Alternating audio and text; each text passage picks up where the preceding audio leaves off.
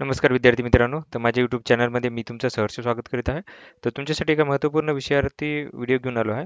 तो म्हणजे एम-पी-एस-सी आयोगानं राज्यसेवा 2025 पासून डिस्क्रिप्टिव्ह पॅटर्न काय केलं की अवलंबलं आहे. तर त्याच्या संदर्भात तुम्हाला अ, त्याचा पॅटर्न तर मी ऑलरेडी डिस्कस केला आहे. आता सिलेबस जो असणार आहे पूर्व परीक्षेचा आणि मुख्य परीक्षेचा याची तुम्हाला माहिती सांगणार आहे. त्यामुळे व्हिडिओ शेवटपर्यंत पहा आणि माझ्या चॅनलवरती नवीन असाल तर प्लीज चॅनलला सबस्क्राईब करा. आता तुमच्यासाठी एका महत्त्वपूर्ण बॅचेसची माहिती सांगणार आहे. तर ती म्हणजे फिजिक्सवाल्याने तुमच्यासाठी खूप इम्पॉर्टंट बॅचेस घेतलेल्या आहेत. त्या म्हणजे तुम्हाला राज्यसेवा आणि कंबाईनसाठी या बॅचेस असणार आहे.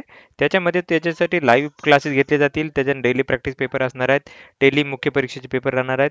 क्लास नोट दिल्या जातील. फुल लेंथ टेस्ट सिरीज असणार आहे आणि पी-वाय-क्यू अनालिसिस असणार आहे.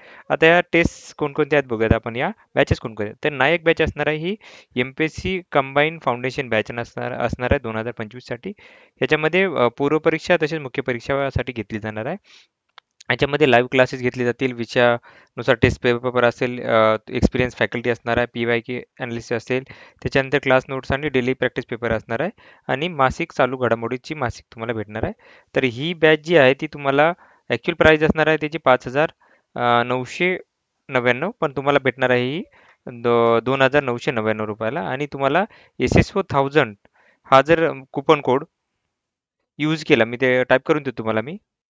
हा कुपन कोड यूज करू शकता. तुम्हाला 1,000पर्यंत एक्स्ट्रा अजून बेनिफिट भेटेल, तुम्हाला डिस्काउंट भेटेल.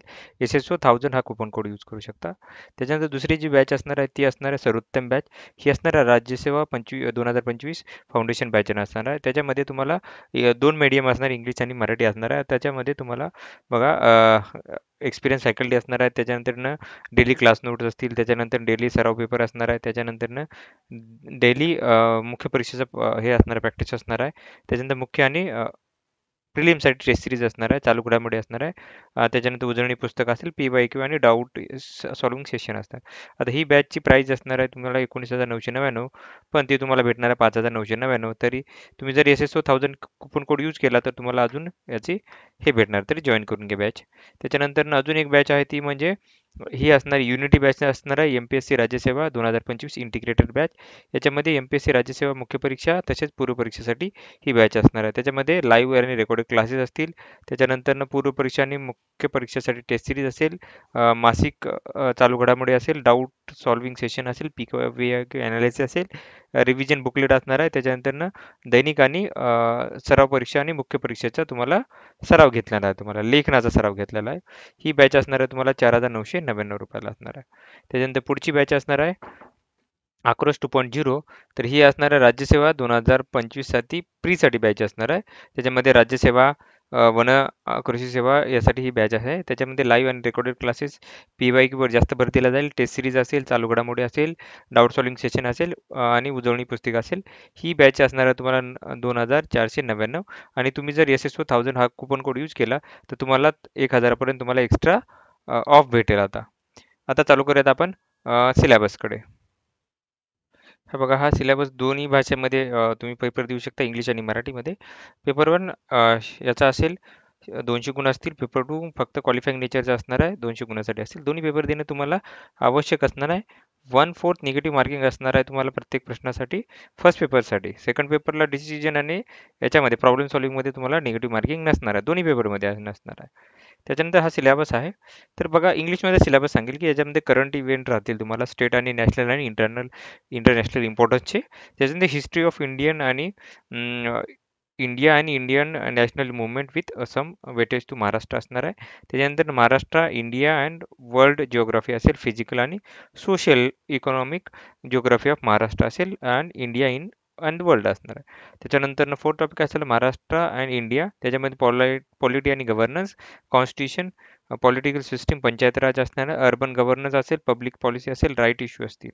त्याच्यानंतर पाचवा मुद्दा असेल economic and social development, sustainable development, poverty, inclusion, demographics, social sector initiative etcetera. त्याच्यानंतर सहावा घटक असणार आहे तो असेल general issue with environmental ecology, biodiversity and climate change.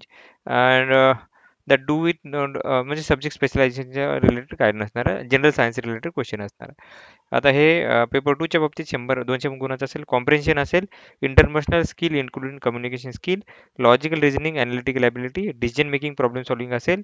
त्याच्यानंतरनं general mental ability असेल आणि बेसिक न्यूमेरिकल्स असेल तुम्हाला 10वी लेवलची. त्याच्यानंतर chart, graph, table, data efficiency याचा असेल 10वी लेवलच्या. आणि मराठी आणि इंग्लिश लेवलचे कॉम्प्रिहेन्सिव्ह स्किल असेल 10वी आणि 12वी लेवलचं असणार आहे. ओके, तर ही प्रीचा सिलेबस आहे आणि हे तर तुम्हाला मराठीचा सिलेबस, मराठीमध्ये हा सिलेबस दिलेला आहे. आता मुख्य परीक्षेसाठी जर सिलेबस तुम्ही पाहिला, मुख्य परीक्षेसाठी सिलेबस तुम्हाला दाखवतो मी. तर बघा इथं तुम्हाला जर बघितलं तर स्थापत्य अभियांत्रिकीसाठी पेपर 2 असणार आहेत, लक्षात घ्या. सिव्हिल इंजिनिअरिंग सर्व्हिसेस असणार आहे. एक मिनिट. बघा हे पेपर कसे असणार आहे सांगतो. पेपर 1 आणि पेपर 2 मध्ये तर तुम्हाला क्वेश्चन 1 असेल, त्याच्यानंतर शॉर्ट आन्सर लिहायला लागेल. शॉर्ट क्वेश्चन दिलं म्हणजे सॉल्व एनी 5 आउट ऑफ 7 असणार आहे. त्याच्यामध्ये शॉर्ट क्वेश्चन असतील, असे क्वेश्चन असणार आहे. त्याच्यात मॅक्झिमम मार्क तुम्हाला 40 असणार आहे. त्याच्यानंतर क्वेश्चन 2 मध्ये लॉंग क्वेश्चन असतील, ए बी सी. त्याच्यामध्ये ए बी हे लॉंग असतील आणि सी जो असेल तो शॉर्ट क्वेश्चन असणार आहे 40 मार्कासाठी. क्वेश्चन 3 मध्ये असणार आहे बघा, 2 लॉंग असतील, 1 शॉर्ट असेल 40 मार्कासाठी. क्वेश्चन 4 तुम्हाला 2 लॉंग 3 शॉर्ट असतील, तिसरा शॉर्ट 40 मार्कासाठी. सेक्शन बी मध्ये तुम्हाला जर बघितलं तर तो कुठलेही तुम्हाला 5 सॉल्व्ह करायचे आहेत. सगळे शॉर्ट क्वेश्चन असतील 5 मार्क 40 मार्कांसाठी. क्वेश्चन 6, 7 आणि 8 बघा, त्याच्यामध्ये 2 लॉंग आणि 1 शॉर्ट, 2 लॉंग आणि 1 शॉर्ट असे क्वेश्चन असणार आहे प्रत्येक याच्यामध्ये.